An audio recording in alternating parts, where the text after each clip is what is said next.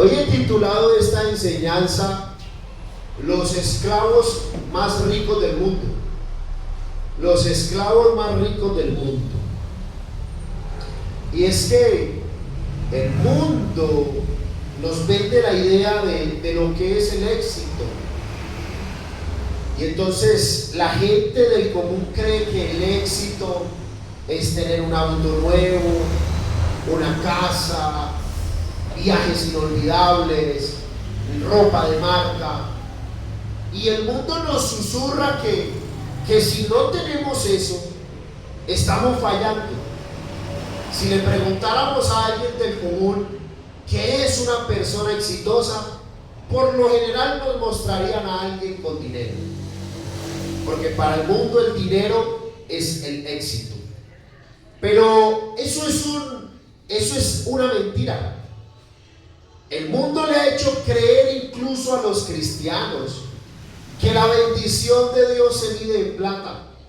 Y a veces cuando vemos a un hermano que tiene dinero decimos: uy, qué hermano tan bendecido.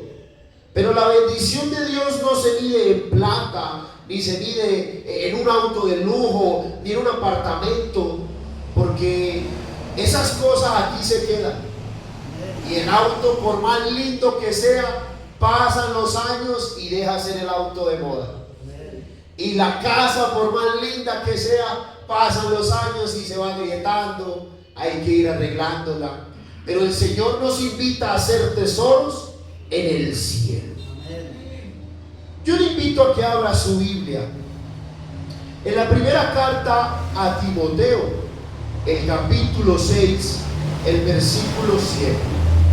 Tiene un versículo maravilloso que nos lo sabemos muchos de memoria y que de aquí podemos extraer una enseñanza vital para nuestras vidas.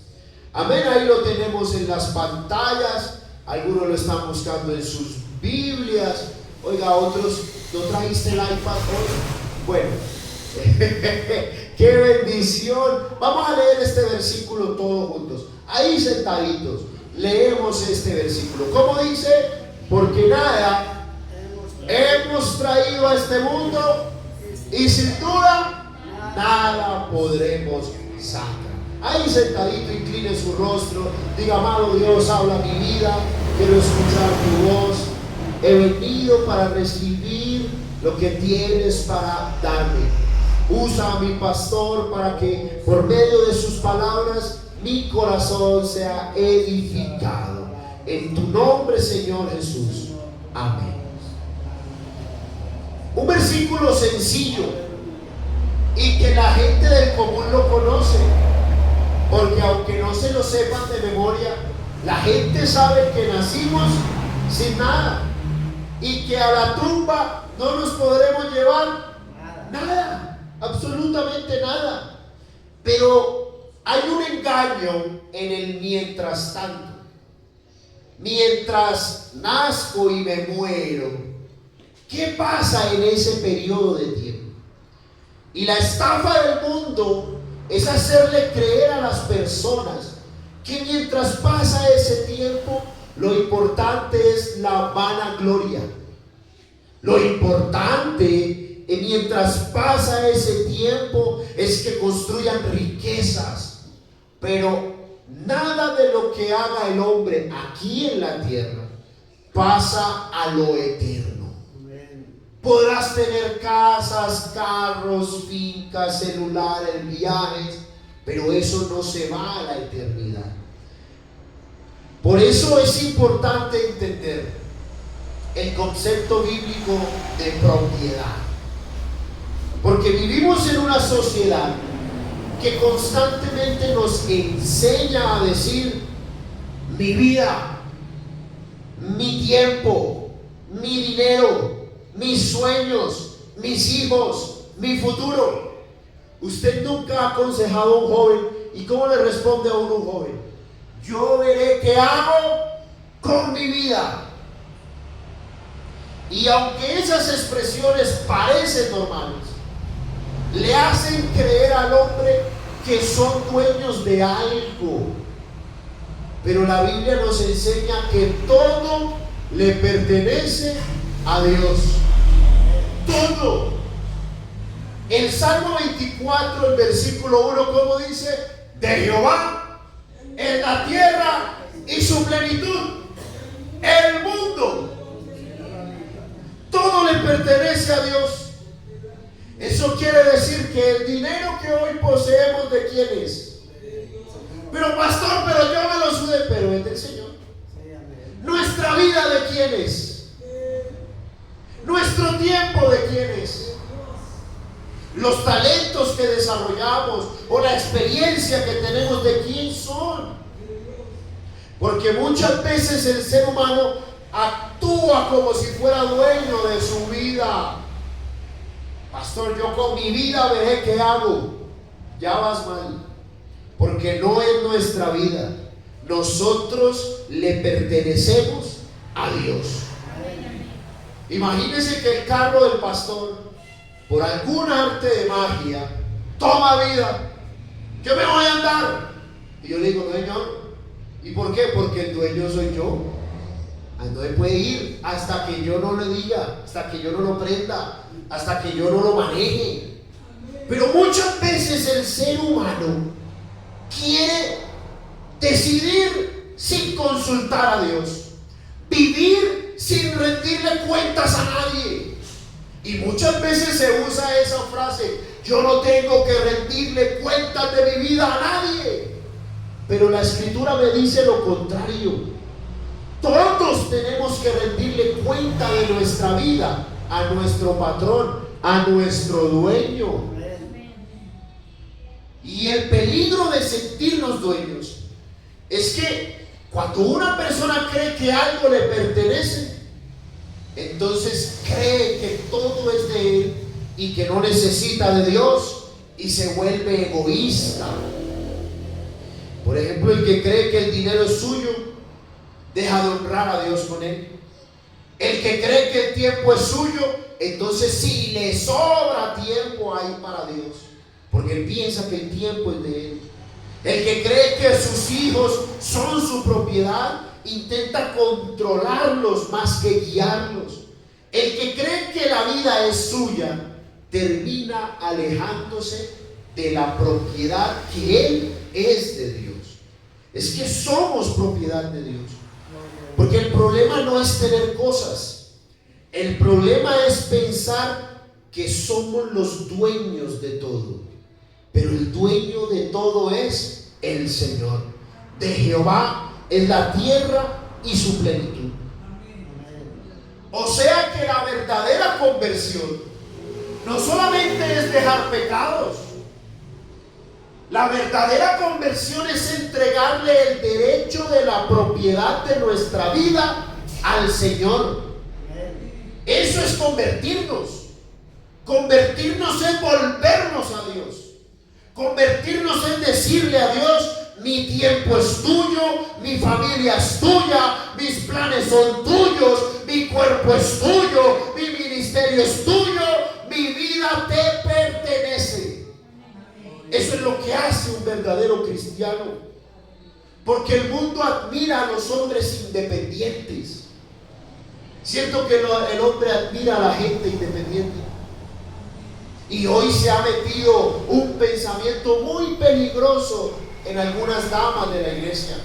Y entonces hoy se habla de la mujer empoderada. Pastor, yo no necesito de nadie, yo puedo sola. O se mete el pensamiento en el varón de que él puede solo. Pero eso no lo dice la Biblia.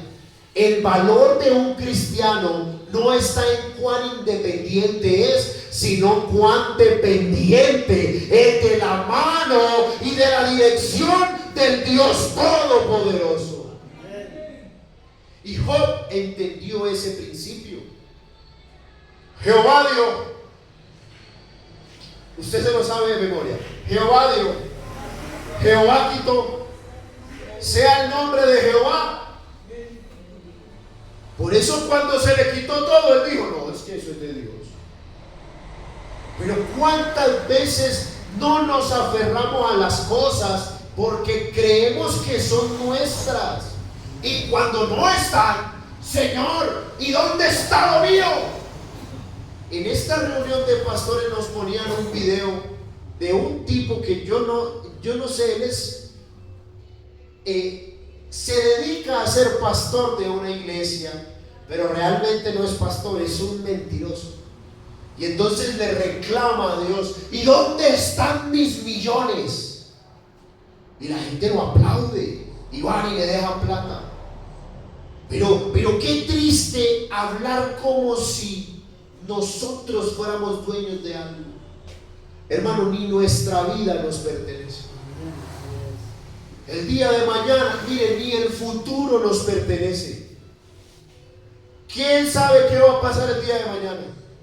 Dígame qué va a pasar el día de mañana. Dígame si va a llover en Versalles. Probablemente, pero no sabemos. Puede que haga sol. No tenemos nada, pero a veces le exigimos a Dios como si tuviéramos.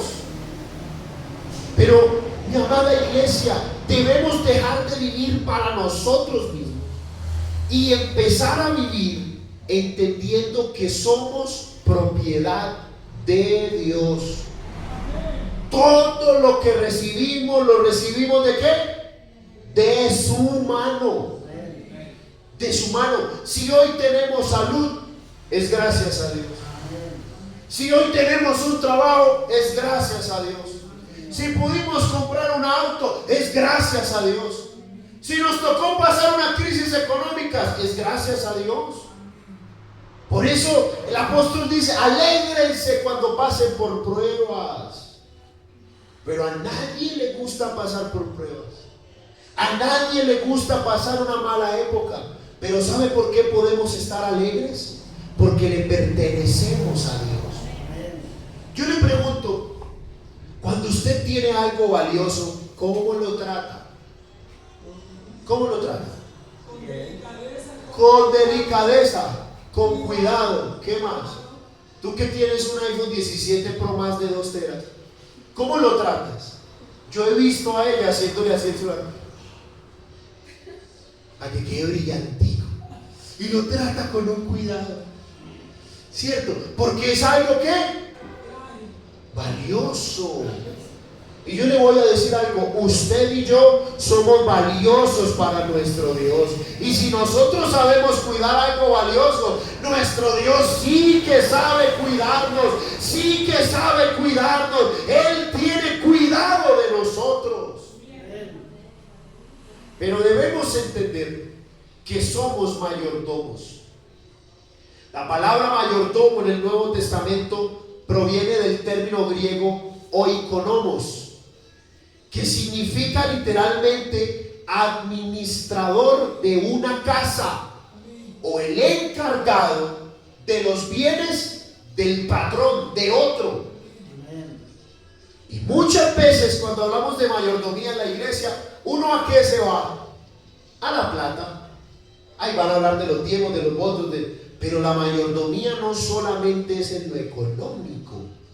El concepto de mayordomía en la Biblia es mucho más profundo que el dinero. La verdadera mayordomía es reconocer que mi vida no me pertenece,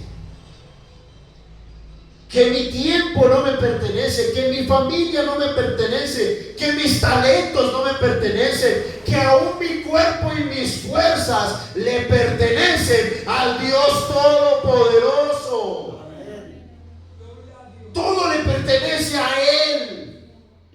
El buen mayordomo entiende que no está administrando solo recursos, sino una vida entregada a Dios. En 1 Corintios 4:2, el apóstol Pablo escribe un texto magnífico. Y mire lo que dice: ahora bien, se requiere que los administradores, ¿qué? Que cada uno sea hallado fiel. Porque la mayor muestra de que nosotros le pertenecemos a Dios es que le somos fieles. Por eso cuando alguien se casa, usted no ha visto que le dicen al varón: usted desde ahora se murió para todas las mujeres del mundo. Porque usted le pertenece ¿a quién? A su esposa. Y le debe ser fiel ¿a quién? A su esposa. Ser fiel. Y la mayordomía más importante no es la económica, es la espiritual. Porque antes de que Dios pida nuestras ofrendas, o nuestros diezmos, o nuestros votos, ¿saben qué pide el Señor de nosotros? Nuestro corazón. El Señor no es que diga: dame, hijo mío, tu billetera, dame, hijo mío, lo que tienes en la cuenta bancaria, dame, hijo mío, tu terreno. No, dame, hijo mío, tu corazón, porque desde allí arranca la mayordomía. Mi corazón le pertenece a Dios, porque Dios no está buscando plata. Dios está buscando hombres y mujeres que entiendan que le pertenecen a Él. Yo le pertenezco al Señor. Por eso Romanos 12:1 dice: que presentéis vuestros cuerpos en sacrificio vivo, santo, agradable a Dios, que es vuestro culto racional. Porque la verdadera mayordomía comienza cuando el creyente se humilla en el altar y dice: Señor, todo lo que soy es tuyo. Todo. Que presentéis vuestros cuerpos. Miren que no dice que hagan con sus cuerpos lo que quieran, que hagan con el corazón lo que quieran.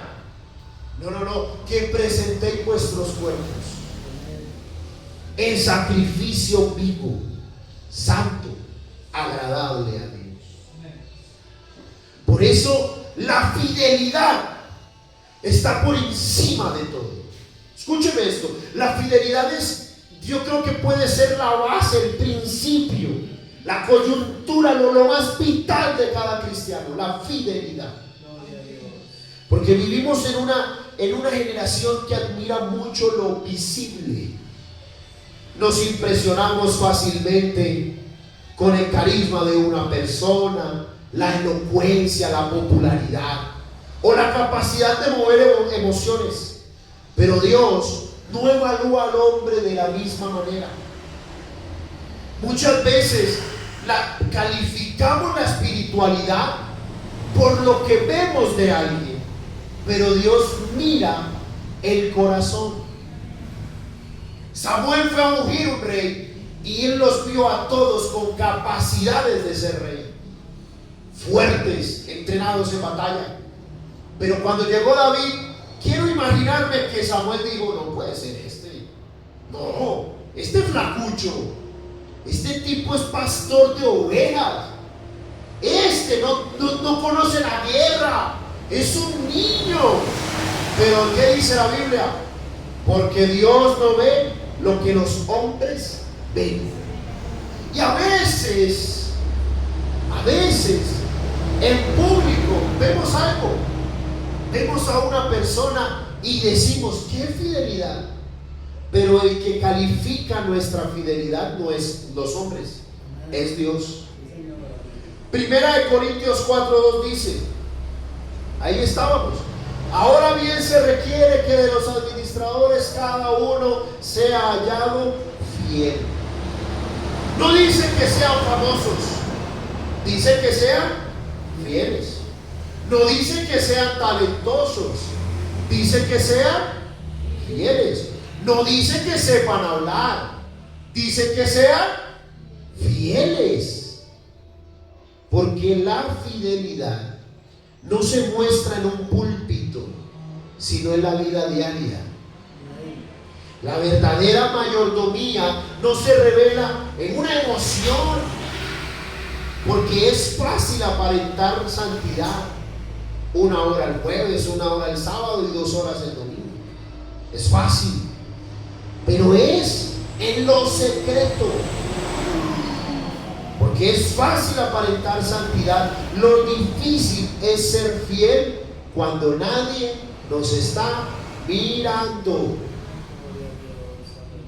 Entonces, ser fiel en el matrimonio, aun cuando tu pareja no te esté mirando.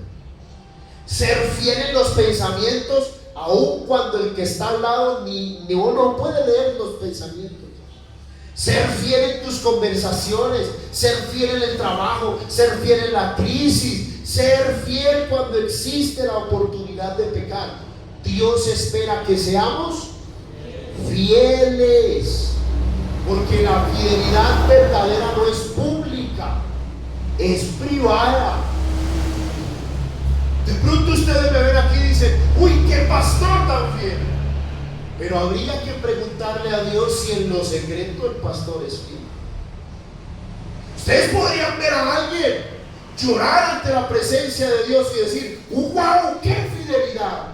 Pero habría que preguntarle a Dios si en la intimidad también es fiel. Podríamos ver a alguien traer diezmos, ofrendas, votos y decir: qué hombre tan fiel. Pero habría que ver si en su casa tiene la misma fidelidad. Porque basado en esta prédica me pregunté: ¿qué significa ser fiel? Y estuve oyendo varias predicaciones y me gustó un ejemplo que dio un pastor. Me fascinó. Y entonces él decía que para explicar la fidelidad, imaginémonos a un hombre ejemplar, un excelente padre, un gran trabajador, un hombre responsable, un creyente comprometido, un servidor constante en la iglesia, un hombre que da diezmos, votos, ofrendas, primicias, un hombre que ayuda a los pobres. Y aparentemente todos dirían: qué hombre tan fiel. Pero en lo secreto le está escribiendo a una mujer casada de su trabajo. Pregunta: ¿es fiel o no es fiel? No es fiel. Aparenta ser fiel, pero no es fiel.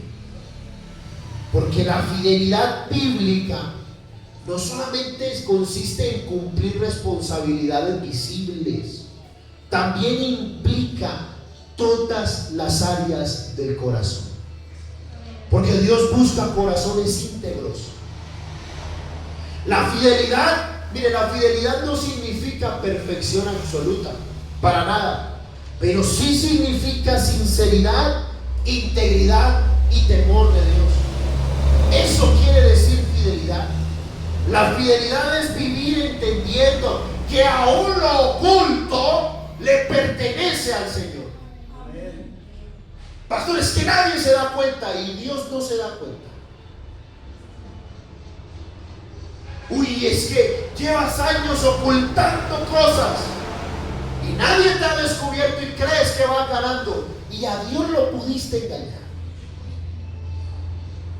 Puede que muchos te vean como un hombre fiel, pero es que el que se le va a preguntar no es al hombre, ni es al pastor Daniel. No, el que va a decir eso es el Señor. Que cuando nos vea el Señor diga: buen siervo y fiel. Por eso David entendió este principio, y en Salmo 51:10 él dice: crea en mí, oh Dios, un corazón limpio y renueva un espíritu recto dentro de mí. Y miren, a veces pensamos que ser fieles a Dios es muy difícil. Muchos creen que rendirle la vida al Señor es una carga pesada, pero el Señor enseñó fue todo lo contrario. El verdadero descanso no se encuentra en controlar nuestras vidas. Escúcheme esto. Algunos toman notas, tome nota de esto. El verdadero descanso no se encuentra en controlar nuestras vidas, sino en entregársela al dueño de todo. Por eso, San Mateo 11, 28 y 29: venid a mí, todos los que estáis trabajados y cargados, y yo os haré descansar. Llevad mi yugo sobre vosotros y aprended de mí, que soy manso y humilde de corazón, y hallaréis descanso para vuestras almas. Mire que el Señor no prometió ausencia de responsabilidad, prometió descanso en medio de las responsabilidades. Él no dijo, venid a mí que ya no van a tener nada. No, llevad mi yugo sobre vosotros. Porque la vida cristiana sigue teniendo compromisos, pero la diferencia es que ahora el peso ya no está en nuestras fuerzas, sino en el Dios Todopoderoso. El descanso nace de reconocer quién es el dueño. Porque mientras creamos que nuestra vida depende de nosotros, usted y yo nos vamos a matar el lomo por nuestra vida y seguiremos preocupados, angustiados. Ay, pastor, no sé qué hacer. ¿Sabe qué debe hacer usted? Entreguen esa carga al Señor. No es tu vida, es lo que Dios tiene para ti. Tú te perteneces a Dios, tú le perteneces a Dios. Porque mientras una persona crea que todo depende de ella, hermano, hay cristianos que viven sin descanso en sus almas. Y yo los he visto preocupados, angustiados, mejor dicho. Yo conocí a un hermano que se le cayeron los dientes del estrés. El estrés le empezó a comer la mandíbula y las muelitas se le fueron cayendo y cayendo y cayendo. Y le hacían exámenes y no le encontraban nada. Y un médico le dijo, usted está estresado y se está matando usted solo. Pero cuando comprendemos que le pertenecemos a Dios, entonces entendemos que Él tiene cuidado de nosotros. Yo le pregunto, ¿cuántos aquí tienen hijos? Todos, ¿cierto? Tenemos hijos. ¿Usted no tiene hijos? Ni tú tampoco. Dentro de poco los tendrán. Pero cuando uno tiene un hijo, el hijo se preocupa por lo que va a desayunar. Tu hijo se preocupa por lo que va a desayunar. ¿Qué se va a preocupar? ¿Y sabe por qué no se preocupa? Porque tiene un papá que responde. ¿Usted cree que su hijo se preocupa por la ropa que se va a poner? ¿Quién se preocupa? Usted. Porque él sabe, tu hijo sabe que tiene un papá que responde. Y entonces, ¿por qué nosotros nos vivimos preocupando por lo que no podemos controlar? Si tenemos un Dios maravilloso que Él responde por nosotros. Tenemos un Dios eterno que nos cuida, que nos levanta, que está con nosotros, que nos ama. ¿Sí ven? Y a veces vivimos preocupados por lo que no podemos controlar. ¿Para qué haces eso? Si tu Padre Celestial es dueño de todo. Todo. Porque el yugo de Cristo no nos esclaviza. El yugo de Cristo nos sostiene. Mire, cuando el Señor habló de su yugo, estaba hablando de caminar unidos a Él. En los tiempos bíblicos, el yugo unía a dos animales. ¿Ustedes no han visto las carrozas? Ustedes que ven películas, usted se vio Shrek. Y cuando llega la princesa de Shrek, usted ve que hay un poco de caballos alineados. Bueno, lo que nos une se llama yugo. ¿Y para qué? Para que la carga no sea pesada.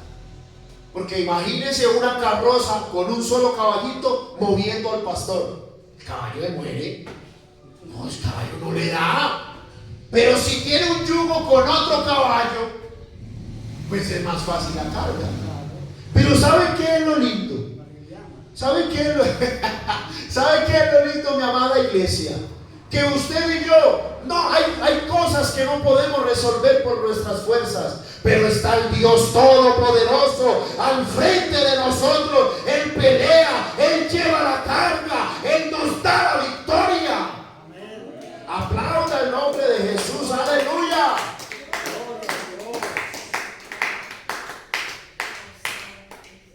Pero es el gran problema de hoy, es que queremos vivir como si todo dependiera de nosotros. Algún día alguien me preguntó: ay, hermano, ¿y cómo vas a hacer para que la iglesia crezca? Eso no depende de mí. Relajado, y si eso depende del Señor. ¿Yo qué puedo hacer? Salgo con una pistola y amenazo a la gente que se ve. Yo no puedo hacer eso. Eso depende de quién. Del Señor. Pero ¿por qué nos mortificamos por lo que no depende de nosotros? ¿Por qué? Eso no significa irresponsabilidad ni comodidad, significa confianza. Porque hay una gran diferencia entre trabajar con ansiedad y trabajar confiando en que el Señor pelea por nosotros. Una confianza es algo totalmente distinto. Y miren, la fidelidad produce confianza. ¿Cuál es la persona en la que tú más confías? Tu esposo, tu esposa. ¿Y por qué? Porque hay fidelidad. Usted le confía todo a su esposa, todo. Usted le dice a la esposa: ay, mi amor, mira, me salió una roncha por acá. Y usted le pega ahí. Usted no haría eso por el pastor: ay, pastor, óreme por la roncha que me salió aquí. No, yo lo mando a vestir, se va a estas. Claro. Pero ¿a cuál es la persona que más confiamos? Es nuestra pareja, la que tenemos más fidelidad. La fidelidad produce confianza. Por eso el siervo del Señor debe saber que el Señor nunca lo abandona. Si nosotros siendo infieles, Él permanece fiel. Cuando usted y yo somos fieles a Él, oiga, ahí sí que se luce nuestro Dios. Y por eso David pudo decir: joven fui y he envejecido y no he visto a alguien fiel. Porque eso quiere decir justo. ¿O qué diferencia hay entre justo y fiel a Dios? Ninguna. No he visto a alguien que sea fiel a Dios y quede desamparado. Y mire lo otro: ni su descendencia que bendiga el Padre. Porque el descanso espiritual nace cuando dejamos de vivir como propietarios y comenzamos a vivir como hijos y mayordomos confiados en nuestro dueño. Estamos confiados en nuestro dueño. Mi amada iglesia, el Señor, con esto finalizo, la parábola del mayordomo. El Señor Jesús enseñó esta verdad de una manera impresionante. San Lucas capítulo 16, los primeros 14 versículos. Tomen nota para que lo lean en casa, no lo vamos a leer aquí por tiempo, pero nos cuenta la parábola de un hombre que es un mayordomo. En esta historia, Cristo habla de un mayordomo injusto que fue acusado de desperdiciar los bienes de su Señor. Lo que el Señor le puso al cuidado, este hombre lo despilfarró. Fue acusado ante él como disipador de sus bienes. En otras versiones dice despilfarrador, que es lo que usamos. Despilfarró lo que no era suyo. El amo lo llamó para pedirle cuentas porque lo iba a echar. Y aquí ocurre algo maravilloso. Aquel hombre, entendiendo que su tiempo se estaba acabando, comenzó a organizar las cuentas. Llamó a los deudores de su amo y ajustó las cuentas para ganar favor ante los deudores y asegurar su futuro. Y a simple vista parece extraño que el amo alabara a aquel mayordomo. Pero Jesús no estaba exaltando su deshonestidad. estaba exaltando su capacidad de reaccionar al darse cuenta que debía rendir cuentas. Porque el hombre fue un mayordomo injusto, pero cuando lo llamaron a dar cuentas, era injusto pero no tonto.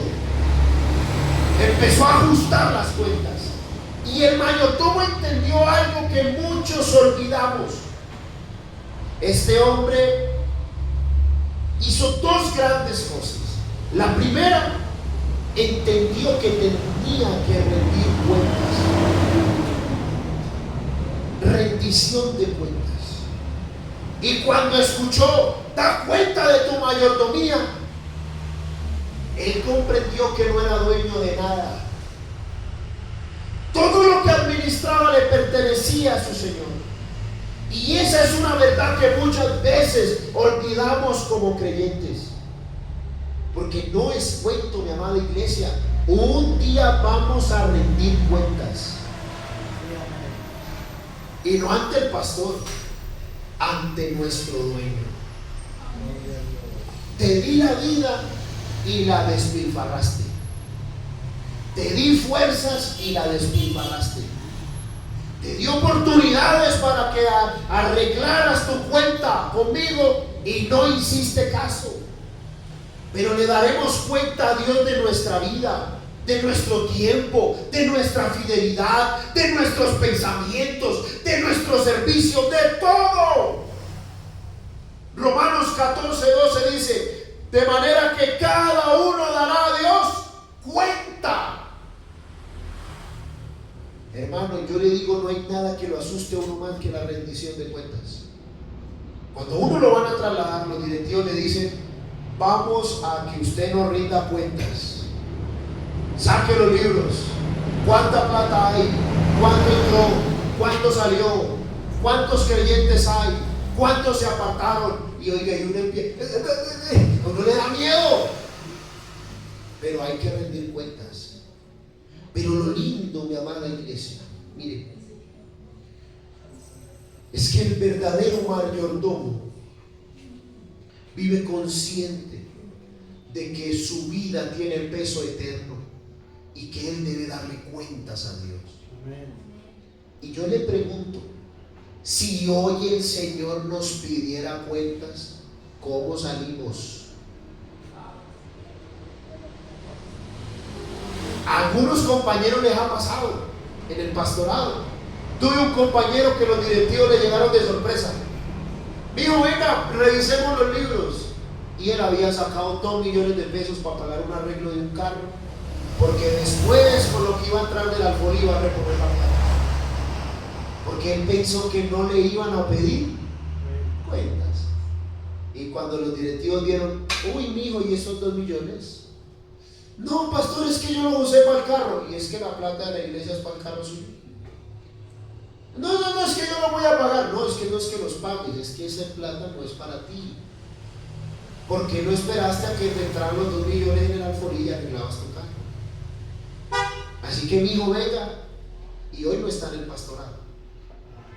Pero no esperaba que le fueran a pedir cuentas. Pero mi amada iglesia, ¿y si Dios hoy nos pide cuentas? ¿Cómo salimos? ¿Cómo salimos? Y lo otro grande que hizo este mayordomo injusto, ¿sabe qué hizo? Aprovechó el tiempo. Cuando se enteró el mayordomo injusto que le iban a pedir cuentas, ¡ay! Arregló todo.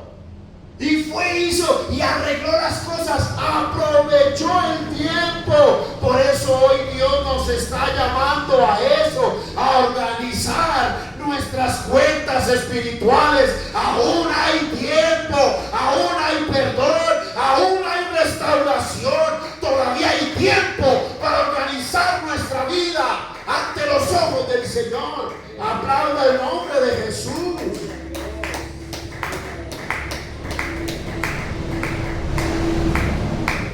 Nosotros somos del Señor. Y cuando somos de Él, somos los esclavos más ricos del mundo. La gente podrá tener dinero, pero no tienen lo que tú tendrás. Entrar al reino de los cielos. Y mire qué paradoja tan gloriosa. Somos siervos de Cristo, pero al mismo tiempo herederos de su reino. Los esclavos al pecado terminan vacíos, pero los siervos de Dios, los buenos mayordomos, el Señor sabe qué les dice: buen siervo y fiel. Y hoy la pregunta es: si Dios nos llamara hoy a pedir cuenta, ¿cómo estamos? ¿Será que Dios al revisar nuestra vida dirá: voy a revisar, ¿cuál es tu nombre? Adolfo. Voy a revisar la vida de Adolfo, es un ejemplo. Voy a revisar la vida de Adolfo, el Señor llega. Uy, ¿qué pasó aquí, Adolfo? Ay, Adolfo, ¿y qué pasó en esto? ¿Y qué pasó con este pecado? ¿Y qué pasó? Y que el Señor al final de cuentas diga: no, siervo malo, no fuiste bien. Pero que el Señor a revisar tu vida, tú te llamas Saúl, voy a revisar la vida de Saúl. Oiga, qué bien, uy, qué bien. Que el Señor nos diga: buen siervo y fiel. Y vamos a orar a Dios. Hoy es el tiempo de organizar nuestras cuentas. Si usted quiere venir al altar o quieres orar con distancia, pero dile: Señor, yo hoy necesito organizar mis cuentas contigo. Necesito. Quizás has vivido como dueño de tu vida y no como mayordomo. Quizás hay áreas ocultas que necesitan ser entregadas al Señor. Pero dile: Señor, aquí estoy. El Señor hoy te dice: mira, hijo mío, iglesia de Versalles, quienes me ven en las redes, aún hay tiempo para organizar tus cuentas. Es que cuando nos entregamos al Señor, cuando somos siervos de Él, somos los esclavos más ricos del mundo. Gloria a Dios. Levante su voz. Allí algunos están de rodillas. Bendito es el nombre. Levante su voz y diga: amado Dios, Señor, todo te pertenece.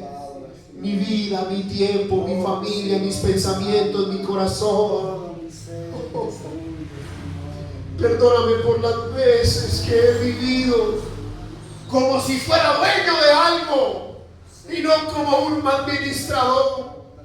Perdóname por las áreas ocultas, por la desobediencia. Perdóname por olvidar que un día tendré que dar cuentas de mi vida a ti. Señor, tal vez se me había olvidado y estoy viviendo de cualquier manera, porque se me había olvidado que tengo que darte cuenta. Pero hoy, Señor, volvemos nuestro corazón a tu presencia. Ayúdanos a organizar nuestras cuentas espirituales. Perdónanos. Límpianos, Señor. Oh, mi Cristo, tú eres fiel, tú eres bueno. Somos tuyos, Señor. Somos tuyos. Gloria al nombre de Jesús. Maravilloso. Tú eres bueno, Jesús. Tú eres bueno. Gloria a Dios. Alabanza. Bendito sea tu nombre. Porque todo lo que hay dentro de mí necesita ser cambiado, Señor. Porque todo lo que hay dentro de mi corazón necesita más de ti. Renuévame, Señor Jesús. Ya no quiero ser igual. Renuévame, Señor Jesús. Pon en mí tu corazón. Porque todo lo que hay